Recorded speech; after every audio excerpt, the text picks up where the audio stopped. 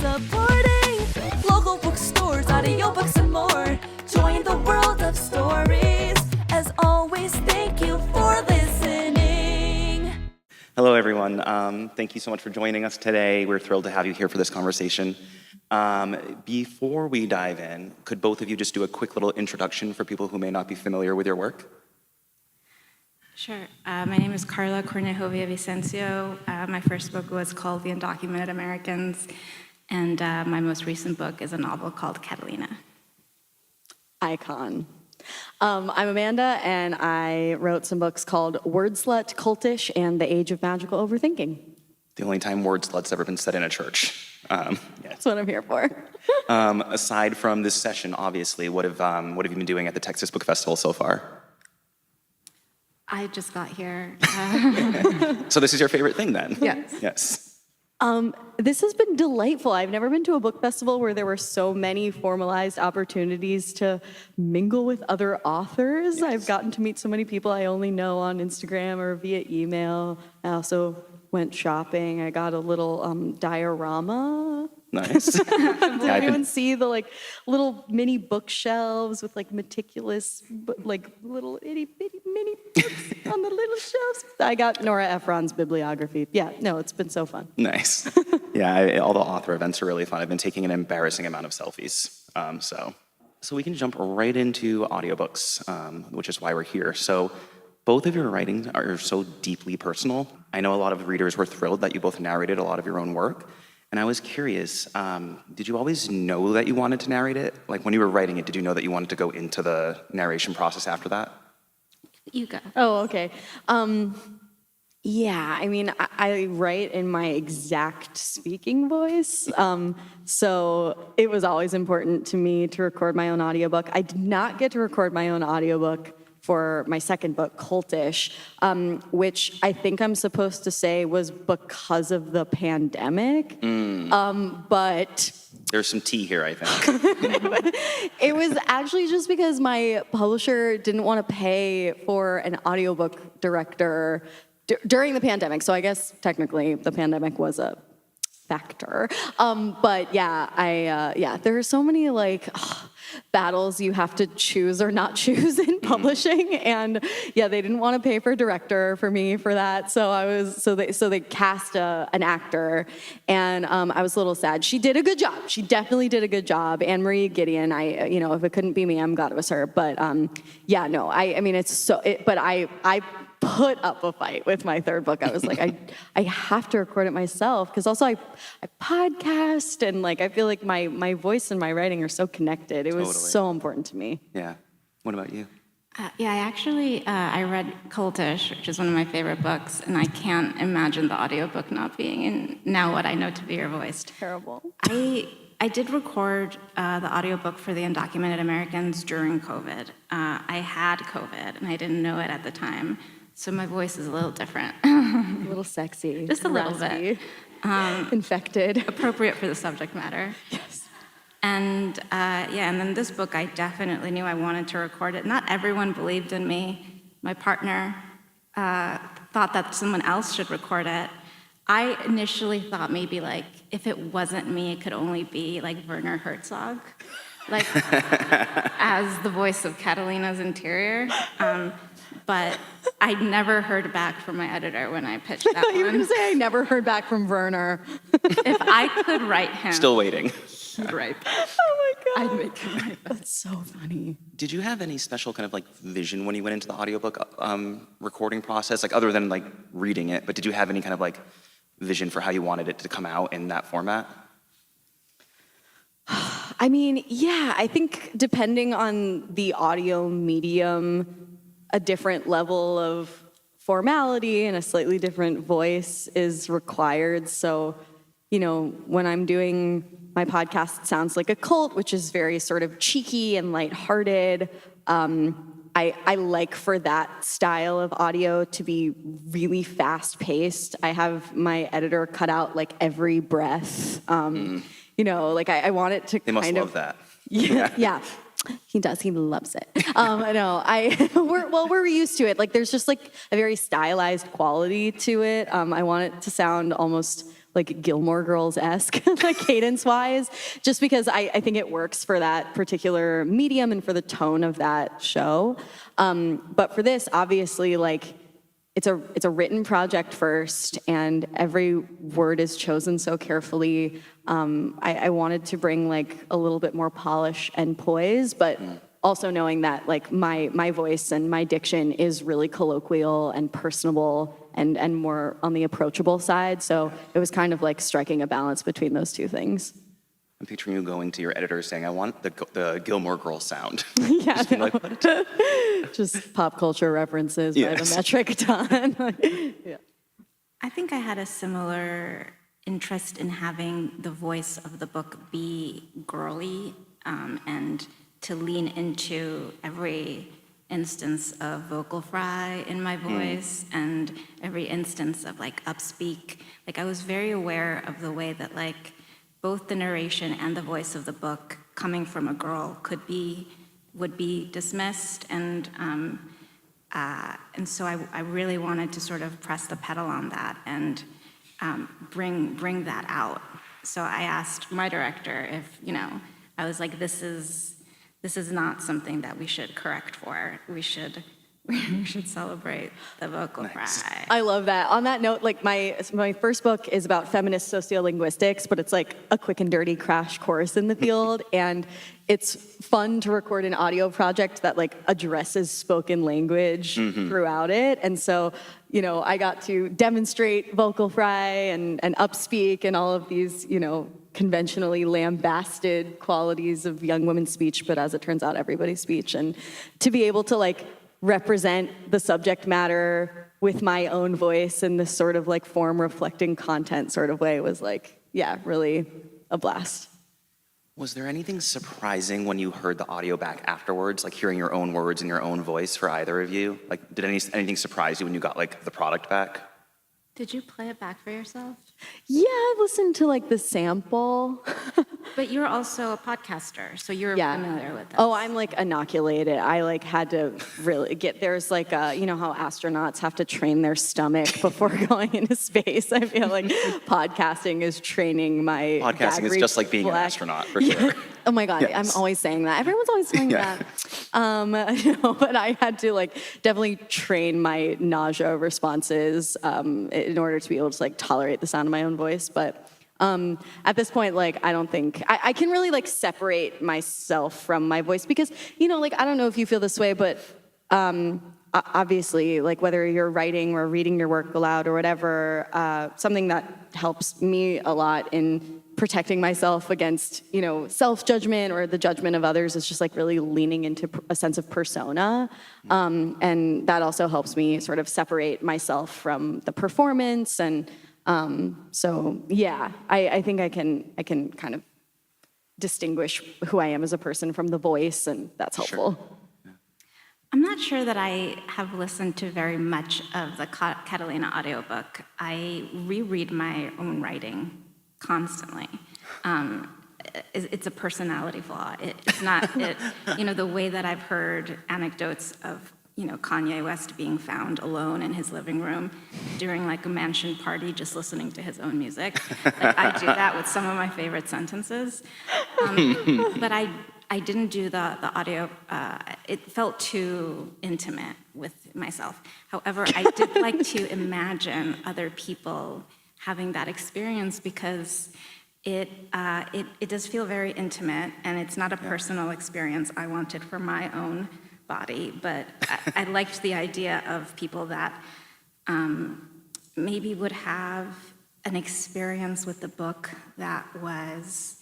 So I imagined like men, men listening to it, maybe like booking a hotel room so they could like cry away from their wives. Oh my God, I love that fantasy. How did you know what I did last night?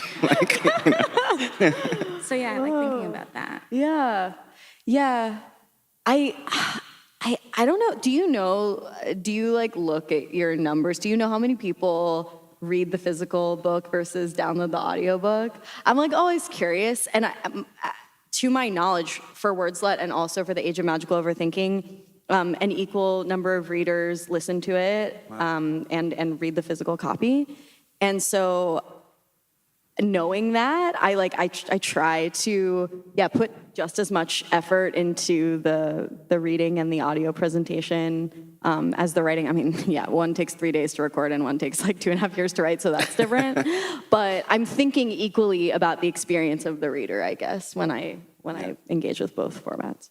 You just mentioned that it takes around 3 days to record. Do either of you have any kind of like tips to get ready for a recording day where you know you're just going to be sitting there for hours? I'm not used to, my vocal cords are not used to that much strain. So I'm incredibly reclusive and I prefer not to talk. So also like my voice was really tired by the end of like the recording day 2. So I did do a lot of tea, a lot of cough drops. I was told to avoid some of my favorite foods. Like what? Dairy. What's your favorite food? Just all dairy. Yeah, just cream, straight cream. The creamiest cream. Just a gallon. Just whipped cream for lunch. That's very demure, very mindful and cutesy. I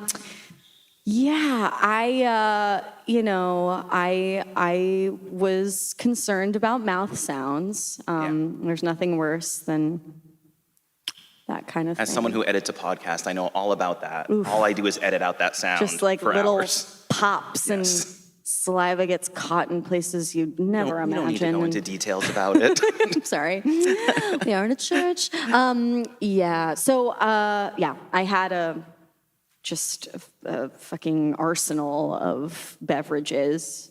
Definitely no bubbly water. You'll be expelling air all day. I drank Topo Chico the morning before recording my first day. Classic. It was not specifically on the list of not to consume. You rebel. Were there any parts of either of your books that you felt challenging to read? Your chapter about Backpack Man comes to mind. I had a hard time reading it, and I didn't write it and live it. So I was curious if either of you had any chapters that were like, all right, it's Tuesday, it's time to do that part of my book. Do you read aloud as a part of your writing process, your drafting process? I do. Yeah, me too. So I think I was used to it. I had read that chapter aloud to myself so many times that I was, I guess, a little desensitized to the subject matter, but I wanted to bring gravity to it. I didn't want to sound desensitized to it. Yeah. And there is a lot of gravity in that room. I mean, like, it felt like a very full circle moment recording the audiobook. It was kind of like, I don't know, it felt really ceremonious, like a final button on the end of the publication process. And so, it wasn't like emotionally taxing, but I definitely wanted to bring, I wanted to bring a certain gravity to it, just to intimate to the reader how much that chapter meant to me. Yeah. I was also a theater kid. I grew up, so I like to practice and like put on, again, it's like persona work. Like there's like a slightly different voice of every chapter. Sure. You remind me of my friend Rosa. She's an actress and she's always doing voices, just always doing voices. And I think she's really good at it. It's the first time where I had to try to consciously separate my speaking voice from the voice of, I guess, of a persona or a character. And so it felt a little bit, it was self-conscious to read some lines that were required sincerity. I think my approach to life is one of irony as a way of self-protection. And so I was really good at the parts that were drier, but there were parts where it was straightforwardly sincere writing about loving her grandparents or something, and that was really hard for me. It would be another take, this time try to make it sound less sarcastic.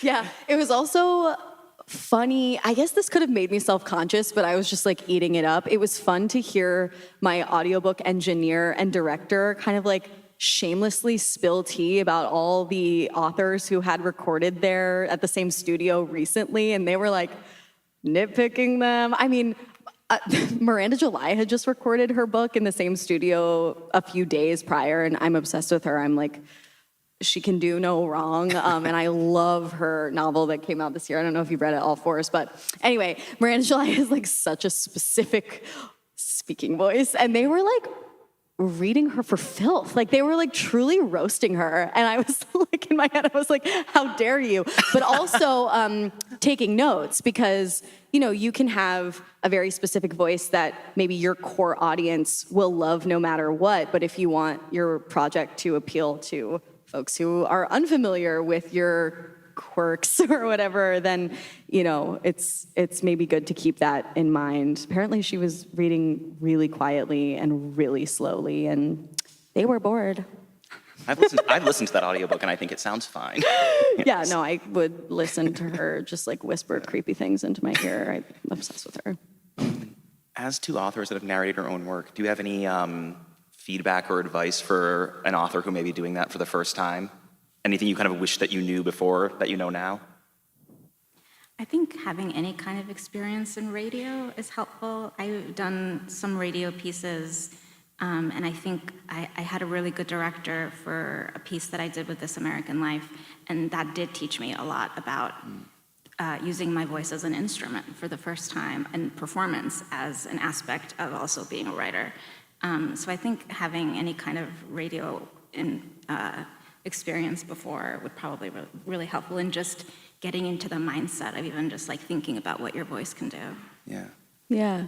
I speak Italian, and sometimes when, you know, like my native English-speaking friends are attempting to pronounce words in Italian, they'll be like very self-conscious about pronouncing words in a way that like makes fun of the Italian accent. And I'm like, you really have to sell it. Like, just the self-consciousness in writing or in reading your work aloud, I think is a real self-sabotager. So it's like when I'm giving advice for how to pronounce Italian words, I'm like, do a parody of an Italian accent, just like sell it, like let it sing, you know? And I would say for the book to like, practicing ahead of time, reading to yourself aloud, reading it aloud to other people, like paying attention to their faces as you're reading, you know, because it's a performance. It's not just like reading a little kid to sleep or reading it aloud to make sure the intonation of a sentence flows. It's like you're you know, I think you have to, bring your Mario Kart self, like bring your, you know, I would say, you know, so we're writers, and it's easy to, be a little bit reclusive and introverted and feel. It's really hard. You have to turn down a lot of people from coming to your house. Yes. But when you're reading aloud, that's the time to like welcome people in, no matter what, no matter if it feels cringy. Yeah. Speaking of, you mentioned that kind of equal people read your book and audio. Is there anything for people that read the print book that you think would surprise them if they went back and listened to it on the audio version? I honestly think my book, like, I'm not pandering, but I think my books might be better on audio. Just because the voice is so conversational, and I love reading my work aloud so much. That gets a little bit missed on the page. Yeah. The page is the OG format, but I hope that when people hear the audiobook, what transitive verb are we using? Read the audiobook, listen to the audiobook? I have a question about that coming up. Okay, great. But I hope when people engage with the audiobook, they can hear just how passionate I am about that format. I think that definitely comes through. I think some sentences, you only really understand sort of what I meant by them by hearing me say them, because it's important to see how they land. Especially since a lot of them, even though they're serious, there's a humorous component to them. So in order to understand what the punchline is, sometimes you do have to hear me say it. Yeah. I think that provides like a different experience for the reader. So they're just definitely going to get new interpretations out of that experience. But in this novel, there was like even down to how Catalina pronounces her own name, when she pronounces it Catalina and when she pronounces it Catalina, you know, when she pronounces it Catalina Iturralde and when she pronounces it Catalina Iturralde. I think people who have grown up bilingual and with the ability to have their tongues do that. Like, I think they will, find some of it funny, find some of it interesting, but, you only hear that through the audio. Yes, the humor aspect is so important because, like, I tried to listen to the first part of my Cultish audiobook, and there's like a lot of jokes in there, and they're like my humor exactly. And hearing this other lady try to read my jokes was just like, I couldn't. I had to like turn it off. I was like, that is not the cadence of that joke. I mean, clearly, like, it still worked out fine, and people enjoy the audiobook. Yeah. Like, it's okay. But the humor aspect is like when you're writing, it's so personal. So yeah, the jokes have to get delivered just so. Yeah, I feel like Catalina's like sass comes out a lot more on the audiobook than the paper book. I was kind of flipping back and forth, and I ended up just finishing on audio. So great job. Which is great because one of the great things about Catalina is sometimes she says things that go over your head, and so it's nice to be able to be like, oh, she just insulted me. Yeah. So I'm actually going to skip that question about the reading thing for now because I want to make sure we get to lightning round, which you've been on the podcast before. At the end of the podcast, we always do silly questions that you probably don't normally get asked. So we'll do a couple of those, and then we want to make sure we leave time for audience Q&A. So, what is your go-to food delivery order when you're writing? Potato tacos from Home State. If there are any Angelinos in the room, probably not. But yeah, tacos. Tacos a risky delivery order. It's really hit or miss. Yeah, no, these are packaged gorgeously. Like, you would not believe how well they travel. And like a massive unsweetened black iced tea. Nice. To wet the whistle.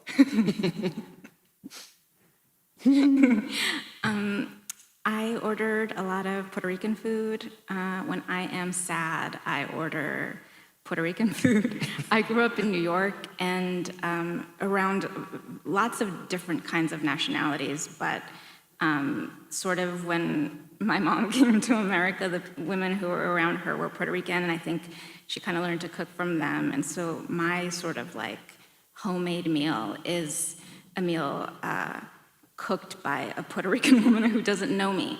So I got a lot of, rice and beans and steak. What is a fad or trend that is gone? Think skinny jeans and different, I won't say middle parts. What's a trend that you wish would come back? You know what? Actually, now that I just said cinema trend, remember like in the early 2000s, 2010s, when I feel like there was more of a proliferation of movies like Juno and Scott Pilgrim versus the World and 500 Days of Summer, which I just rewatched, and oh my god, does not hold up. Like, that movie does not fucking age. This is horrible news. So cringe. But I feel like there was an era in cinema when studios were throwing decent amounts of money at these like twee, quaint indie vibes. Yeah. And that doesn't really exist anymore, and I would like that to come back. I love that. Now I want to watch Garden State, though, which I hope holds up. I would say body glitter. I like body glitter. I don't know if you see the shoulder, but there's a little bit of glisten on it. I like to do a little, but it's not as widely available as I would like it to be. Bless. I love it. Yes. If you had to write a book in a different genre than you normally write, what would it be?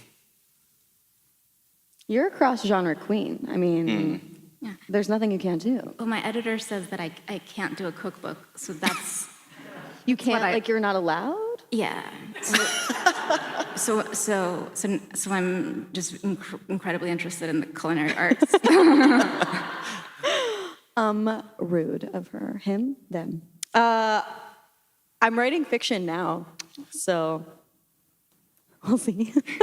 When can we expect this to be able to be listened to or read? Oh, Christ. I don't know. I just started. I'm 55 pages in. I'm probably like sabotaging myself by even telling you about it. No, I'm coming to shelves near you in 2026. No, that's around the corner. 2029.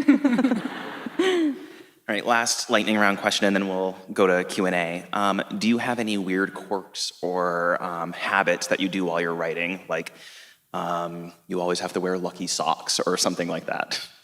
I guess I have to have just a constant rotating beverages situation. Cold beverages, warm beverages, hot beverages. They all eventually just become lukewarm beverages, but I need to have them constantly to wet my whistle. Yeah, to wet your whistle.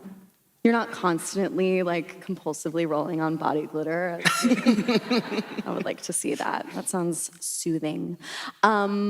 Quirks, I don't know. I'm, like, pretty unprecious about my writing routine. I feel like I don't want to psych myself out. I started writing my novel on my phone. I was like, I'm not writing a novel. That was going to be my follow-up question, was if you wrote on your phone. Yeah, like, I'm just like, you know, because it keeps morale high, pressure low.